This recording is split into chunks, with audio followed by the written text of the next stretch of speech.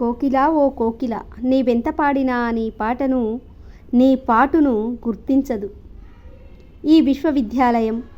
నిన్ను గుర్తించటానికి నువ్వు జాతీయ పక్షివి కాదు, ధవళ పారావతానివి కాదు, ప్రజలచే మొక్కులందుకోవడానికి పాల పిట్టవు కాదు.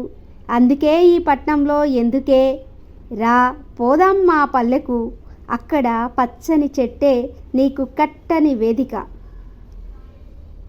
పైరుగాలే నీకు పెట్టని మైకు, కళ్ళ కపటం ఎరుగని పల్లె ప్రజలే నిన్ను గుర్తించే శ్రోతలు. ప్రతి కొమ్మ నీ కళా కౌశల్యంతో పులకించిపోవాలి, ప్రతి చెట్టు నీ కమ్మని రాగంతో సంగీత నిలయమైపోవాలి, ప్రతి గుండె ప్రతి గూడు నీ మధుర గీతాలలో నిండిపోవాలి